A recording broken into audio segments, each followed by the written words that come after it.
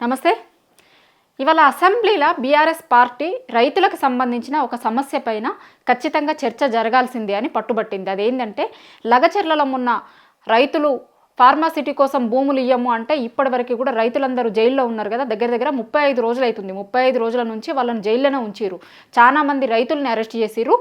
BRS పార్టీకి సంబంధించిన ఒక మాజీ ఎమ్మెల్యే కూడా ఇప్పటికీ జైల్లోనే ఉన్నాడు. ఉండి 35 రోజులు అవుతుంది. అయితే ఇవాళ సభ జరుగుతుంది కాబట్టి అసెంబ్లీలో దాని గురించి చర్చ జరగాలి, చర్చ చేద్దాము అని బీఆర్ఎస్ పార్టీ అన్నది. ఇవాళ సభకు రావడమే అదే అంశం పైన పట్టుబట్టేందుకు బీఆర్ఎస్ పార్టీ సిద్ధమై వచ్చింది. అసెంబ్లీకి పోతున్నప్పుడే లోపల గేట్ బయటే ప్లకార్డులు తీసుకొని పోతున్న వాళ్ళని అడ్డుకున్నారు. దాని తర్వాత ఎట్లనో అట్లా లోపలికి పోయిర్రు. మొన్న అంతకుముందు డిసెంబర్ 9 రోజు అదానీ వ్యవహారం పైన చర్చకు పట్టుబడతాము అని బీఆర్ఎస్ పార్టీ అదానికి సంబంధించినటువంటి టీషర్ట్లు వేసుకొని పోతే రేవంత్కు అదానికి ఉన్నటువంటి దోస్తానం మీద వాళ్ళు టీషర్ట్లు వేసుకొని పోతే లోపలికి రానియకుండానే అడ్డుకున్నారు కదా. అది కూడా చూసినాం. దాని తర్వాత ఆ రోజు వాయిదా పడ్డది సభ. మళ్ళీ ఇవాళ స్టార్ట్ అయింది. ఇవాళ స్టార్ట్ అయిన సభలకి లోపలికి పోతున్నప్పుడే వీళ్ళందరూ కూడా రైతులకు సంబంధించి వాళ్ళు ఎదుర్కొంటున్నటువంటి కష్టాల గురించి, వాళ్ళ ఫ్యామిలీస్ బయట ఏ విధంగా ఇబ్బంది పడుతున్నాయి అన్నింటిపైన, అదేవిధంగా ఫార్మా విలేజ్ పైన కూడా చర్చ జరగాలి అనేది వాళ్ళ బీఆర్ఎస్ పార్టీ పట్టుబట్టింది. సభలకి పోతున్నప్పుడే గేట్ బయట నుంచి వాళ్ళందరూ కూడా అదే ప్లకార్డులు పట్టుకొని లోపలికి పోయిర్రు. పోయిన తర్వాత కూడా బీఆర్ఎస్ పార్టీ ఇలా పొద్దున్న నుంచి సభలో అదే అంశం పైన చర్చ జరగాలి అని పట్టుబడుతుంది. మామూలుగా అయితే యూజువల్గా ఎట్లుంటుంది అంటే ఎప్పుడైనా సరే ఏదైనా సమస్య వచ్చినప్పుడు అధికార పార్టీ కానీ ప్రతిపక్షాలు కానీ సభలో చర్చిద్దాం దీని గురించి అని చాలాసార్లు మీరు వింటారు కదా. సభలో చర్చిద్దాం, సభ జరిగేటప్పుడు చర్చిద్దాం అంటే సభలో జరిగేటువంటి చర్చ దానిపైన చాలా డీప్గా డిస్కషన్ జరుగుతుంది. అధికార పార్టీకి సంబంధించి ప్రతిపక్షాలకు సంబంధించినటువంటి వాళ్ళు ఏదైనా సమస్య ఉంటే కనుక ఆ సమస్య పైన చర్చ చేస్తారు. సభలో చర్చ జరిగితే దానికి ఒక ఫలప్రదమైనటువంటి అవుట్పుట్ వస్తుంది అని జనాలందరూ కూడా నమ్ముతారు. మామూలుగా సభకు అసెంబ్లీకి ఎమ్మెల్యేలను ఎమ్మెల్సీలను వీళ్ళను గెలిపించి పంపించేది ఎందుకంటే జనాలు కూడా వాళ్ళ సమస్యల పట్ల, వాళ్ళకి ఎదురయ్యేటువంటి సమస్యల పట్ల సభలో మా తరపున మా ఎమ్మెల్యే మా నియోజకవర్గంలో ఉన్న సమస్యల మీద సభలో ప్రశ్నిస్తాడు అనేటువంటి దాంతోనే ఎమ్మెల్యేలను కావచ్చు, ఎమ్మెల్సీలను కావచ్చు, ఏ సభలకైనా సరే, చట్టసభలకు ఎమ్మెల్యే కావచ్చు, ఎమ్మెల్సీ కావచ్చు, అట్లనే ఎంపీలు కావచ్చు, వాళ్ళని ఎన్నుకొని పంపించేదే వాళ్ళ తరపున వాళ్ళ మౌత్ పీస్గా. ఎందుకంటే ఆయా నియోజకవర్గాలలో ఉండేటువంటి వాళ్లకు అంతమందికి ఉన్నటువంటి సమస్యని అంతమంది ఒక వేదిక దగ్గరికి వచ్చి చెప్పుకోలేరు కాబట్టి వాళ్ళకి ప్రతినిధిగా, వాళ్ళ ప్రజాప్రతినిధిగా ఒకతన్ని ఎమ్మెల్యేగా ఎన్నుకొని సభకు పంపిస్తారు. పంపించిన తర్వాత ఆ ఎమ్మెల్యే ఎవరి మౌత్ పీస్గా ఉండాలి? ఆ నియోజకవర్గాలకు సంబంధించినటువంటి ప్రజల తరపున మౌత్ పీస్గా ఉండాలి. ఇవాళ బీఆర్ఎస్ పార్టీ పట్టుబడుతున్న చర్చ ఎవరికి సంబంధించిన ఇష్యూనో తెలుసా? రేవంత్ రెడ్డి నియోజకవర్గానికి సంబంధించినటువంటి ఇష్యూ, కొడంగల్ నియోజకవర్గానికి సంబంధించిన ఇష్యూ. లగచర్ల రైతులందరూ కూడా కొడంగల్ నియోజకవర్గంకి వస్తారు.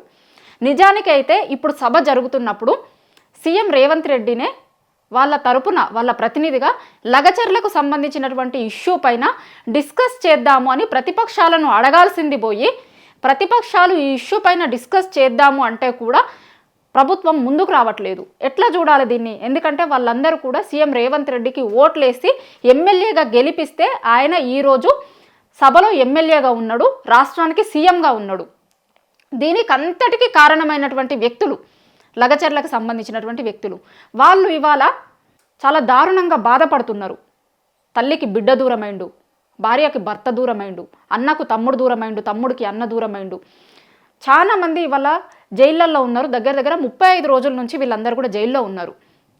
ఇట్లాంటి అంశం నిజానికి ఎవరికైనా సరే ప్రభుత్వానికి ప్రాధాన్యత అంశంగా ఉండాల్సింది ఈ ఇష్యూ కదా, లగచర్ల పైన కదా. ఇవాళ సభ జరుగుతున్నటువంటి నేపథ్యంలో లగచర్ల పైన డిస్కస్ చేయాలి ప్రభుత్వం. కానీ ప్రతిపక్షాలు దానిపైన డిస్కస్ చేద్దాము అంటే కూడా అసలు అది చర్చకే రానియకుండా సభని వాయిదా వేయడం, లేకపోతే వేరే అంశం పైన డిస్కస్ చేద్దాం అనడం ఎంతవరకు న్యాయం? అసలు వీళ్ళే కదా, ఇదే లగచర్ల జనం కదా సీఎం రేవంత్ రెడ్డిని గెలిపించి వాళ్ళ ప్రతినిధిగా సభకు పంపించిర్రు. నిజంగా వాళ్ళు ఓట్లేయకపోతే కనుక ఇవాళ సభలో సీఎం స్థాయిలో రేవంత్ రెడ్డి ఉండేటోడా? ఒక్కసారి గుర్తుంచుకోవాలి కదా. దాంతోపాటు ఒక్కసారి ఫోటో చూడరు మీరు.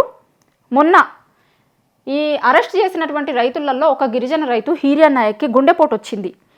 వస్తే ఎట్లా తీసుకుపోయారు? బేడీలు తీసుకొని పోయారు హాస్పిటల్కు. బేడీలు తీసుకొని వచ్చిర్రు. హాస్పిటల్కి తీసుకొచ్చుడే కాదు, టెస్టులు జరుగుతున్నప్పుడు 2DAకో అవన్నీ టెస్టులు చేస్తారు కదా, ఎక్స్రే స్కానింగ్ ఇవన్నీ జరుగుతున్నప్పుడు కూడా బేడీ లేసే ఆయనకు టెస్టులన్నీ కూడా చేసిర్రు అనేటువంటిది బయటకు వస్తుంది. ఇట్లా చేస్తారా? వాళ్ళు ఏమన్నా ఉగ్రవాదులా, తీవ్రవాదులా, ఎక్కడికన్నా పోతారా? బేడీ లేసి టెస్టులు చేయించడం ఏంది? బేడీ లేసి హాస్పిటల్కి తీసుకురావడమే ఒక తప్పు. రైతులు కదా వాళ్ళందరూ. ఎక్కడి రైతులు? సీఎం సొంత నియోజకవర్గానికి సంబంధించిన రైతులు. సీఎం సొంత నియోజకవర్గ రైతుల పట్లే సీఎం ఈ విధంగా బిహేవ్ చేస్తే తెలంగాణ రాష్ట్రంలో ఉన్నటువంటి రైతులందరి పట్ల ఇంకా ఏ విధంగా బిహేవ్ చేస్తాడు అనేటువంటి దానికి ఒక్క ఉదాహరణగా చాలు. ఎందుకంటే మామూలుగా మనం అన్నం ఉడికిందా లేదా అని చెప్పేందుకు మొత్తం అన్నం చూడాల్సిన అవసరం లేదు, ఒక్క పలుకు పట్టుకుంటే అర్థమవుతుంది అన్నం అయిందా లేదా అని తెలుస్తుంది అంటారు కదా. ఇప్పుడు ఇవాళ ఇట్లనే ఉంది పరిస్థితి. సీఎం రేవంత్ రెడ్డికి తెలంగాణ రాష్ట్రంలో ఉన్న రైతులందరి పట్ల ప్రేమ ఉందా లేదా అనేటువంటిది ఇవాళ ఆయన నియోజకవర్గంలో ఒక రైతు పట్ల బిహేవ్ చేసిన బిహేవియర్ని బట్టి అర్థమవుతుంది ఆయనకు రైతుల పట్ల ఎట్లాంటి ప్రేమ ఉంది అనేది. హార్ట్ అటాక్ వచ్చినటువంటి రైతుని బేడీ లేసి హాస్పిటల్కు తీసుకొని వస్తారా? ఇగో దీనిపైన ఇవాళ బీఆర్ఎస్ పార్టీ చర్చకు పట్టుబడుతుంది. కానీ అధికార కాంగ్రెస్ పార్టీకి సంబంధించిన వాళ్ళు దీని మీద చర్చ జరగనిస్తలేరు. బీఎస్సీలో కూడా అదే దానిపైన పట్టుబట్టింది. బీఆర్ఎస్ పార్టీకి చెందిన నేతలు ఏం చెప్తారంటే, బీఎస్సీ సమావేశం మామూలుగా అసెంబ్లీ జరుగుతున్నప్పుడు ఎట్లుంటుందంటే ఎన్ని రోజుల పాటు అసెంబ్లీ సమావేశాలను నిర్వహించాలి, ఏ రోజు ఏ ఇష్యూ తీసుకోవాలి, ఏం బిజినెస్ ఉండాలి అనేటువంటి దానిపైన బీఎస్సీ సమావేశం జరుగుతుంది. ప్రతిసారి కూడా అసెంబ్లీ సమావేశాలు జరిగేటప్పుడు ఎన్ని రోజులు సభని పెట్టాలి, ఏ రోజు ఏ ఇష్యూ తీసుకోవాలి అనేటువంటిది బీఎస్సీలో చర్చిస్తారు. అయితే బీఎస్సీ మీటింగ్కి పోయినప్పుడు కూడా బీఆర్ఎస్ పార్టీకి చెందిన నేతలు చాలా స్పష్టంగా చెప్పారు, లగచర్లకు సంబంధించినటువంటి రైతులకు బేడీలేసినటువంటి ఇష్యూ పైన చర్చ జరగాలి అని బీఎస్సీ సమావేశంలో కూడా ఏదో ఒకరోజు ఇవాళ కాకపోతే కనుక మీరు ఏ రోజు అవకాశం ఇస్తారు అన్న చెప్పుర్రి, ఇంక పలానా రేపు డిస్కస్ చేద్దాం, లేకపోతే ఎల్లుండి డిస్కస్ చేద్దాం, ఇంకెన్ని రోజులు సభ ఉంటుంది, కనీసం చివరి రోజన్నా సభలో ఆ విషయం మీద డిస్కస్ చేద్దాము అనేటువంటిది బీఎస్సీ సమావేశంలో మాకు ప్రభుత్వం నుంచి ఒక స్పష్టమైనటువంటి హామీ రాలేదు అనేటువంటిది బీఆర్ఎస్ నేతలు చెప్తారు. ఇంకా సమావేశంలోనే చర్చకు రాకపోయిన తర్వాత అసెంబ్లీలో ఎట్లా చర్చ జరగనియరు కదా.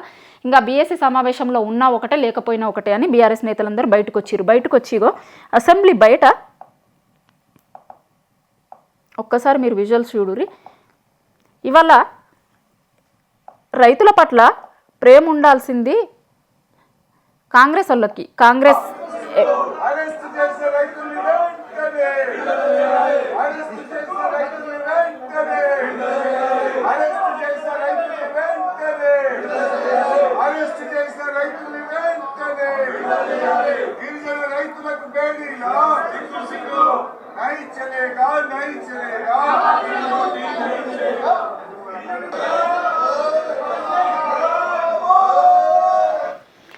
ఇది పొద్దున్న నుంచి ఇదే నడుస్తుంది. అసెంబ్లీలో బీఆర్ఎస్ పార్టీకి ఉన్న ఎమ్మెల్యేలందరూ ఎట్టి పరిస్థితుల్లో లగచర్లకు సంబంధించినటువంటి రైతుల మీద డిస్కస్ చేయాలి సభలో. ఎందుకంటే దగ్గర 35 రోజుల నుంచి వాళ్ళందరూ జైల్లో ఉన్నారు కాబట్టి ఏం చేయదలుచుకున్నారు, వాళ్ళకి బెయిల్ రాకుండా ప్రభుత్వం ఎందుకు అడ్డుపడుతుంది?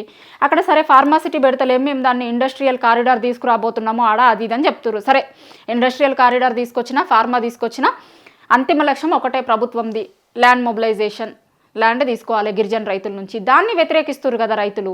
అందుకోసం ఇదంతా. ఇప్పుడు వాళ్ళు బయటికి రాకుండా ఎన్ని రోజులు ఉంచుతుంది ప్రభుత్వం ఇప్పుడు అట్లా జైళ్ళల్లో? దాని గురించి డిస్కస్ చేద్దాము అని బీఆర్ఎస్ వాళ్ళు అంటే దాని గురించి డిస్కస్ చేస్తలేరు. ఎందుకంటే డిస్కస్ చేస్తే కనుక అక్కడ ఒకవేళ ఫార్మాసిటీ పెడతామా, లేదంటే ఇండస్ట్రియల్ కారిడార్ ఏదన్నా రాబోతుందా అనేటువంటి విషయాన్ని ప్రభుత్వం చెప్పాల్సి వస్తుంది కదా. బయట మామూలుగా చిట్చాట్లలో చెప్పుడు వేరు, వేరే విషయాలలో చెప్పడం వేరు. కానీ ఇవాళ సభలో కనుక చెప్తే, ప్రభుత్వం తరపున చెప్తే అది రికార్డ్ అవుద్ది, అది అఫీషియల్ అవుతుంది. వాళ్ళు చెప్పేటువంటి ఏ మాట అయినా సరే సభ జరుగుతున్నప్పుడు అసెంబ్లీలో మాట్లాడే ప్రతి మాట రికార్డ్ అయింది. కాబట్టి దానికోసమని ఇవాళ ప్రభుత్వం తప్పించుకొని పోతుంది అనేటువంటిది బీఆర్ఎస్ పార్టీ నేతలు చెప్తున్నారు. చూస్తున్నటువంటి వాళ్ళకి కూడా అర్థమవుతుంది నిజంగానే దానికోసమే చేస్తున్నారు అనేది. ఎందుకంటే ఆ ప్రాంతానికి సంబంధించినటువంటి అదే ఎమ్మెల్యే ఇవాళ సభలో సీఎంగా ఉన్నాడు కాబట్టి అందరికంటే ఎక్కువ ప్రతిపక్ష పార్టీలకు సంబంధించినటువంటి నేతల కంటే ఎక్కువ బాధ్యతగా ఉండాల్సినటువంటి వ్యక్తి, ముందుకొచ్చి దీనిపైన మనం చర్చిద్దాం అని చెప్పాల్సినటువంటి వ్యక్తి ఇవాళ ప్రతిపక్షాలు మనం చర్చిద్దాము అని అంటే సభను వాయిదా వేసుకొని పోవడం అనేటువంటిది చాలా, అంటే ఇప్పుడే చూస్తున్నాం మనం. గతంలో ఎప్పుడు కూడా నిజానికి ఆ ఇష్యూ పైన ఏమన్నా ఇష్యూస్ జరుగుతున్నప్పుడు సభ జరిగితే కనుక సభలో ఈ ఇష్యూని తీసుకుందాము మనము అని చర్చలు జరిగేవి. కానీ ఇప్పుడు ప్రతిపక్ష పార్టీకి సంబంధించినటువంటి వాళ్ళు దీనిపైన చర్చ పెట్టండి అంటే స్వయంగా అక్కడి నుంచి ఎమ్మెల్యేగా ఉన్నటువంటి వ్యక్తి మాత్రం ఆ చర్చ జరగకుండా చర్చను ఆ సభలో ఇవాళ జరుగుతున్నటువంటి సభలో ఆ చర్చ జరగకుండా సభ ముందుకు రాకుండా అడ్డుకుంటున్నాడు అనేటువంటిది బీఆర్ఎస్ పార్టీ నేతలు చెప్తున్నారు. అయితే ఎట్టి పరిస్థితుల్లో లగచర్లకు సంబంధించినటువంటి రైతుల విషయంలో ఖచ్చితంగా ప్రభుత్వాన్ని ప్రశ్నిస్తూనే ఉంటాము, రైతుల తరపున మేము పోరాడుతూనే ఉంటాము అని బీఆర్ఎస్ పార్టీ నేతలు అంటున్నారు.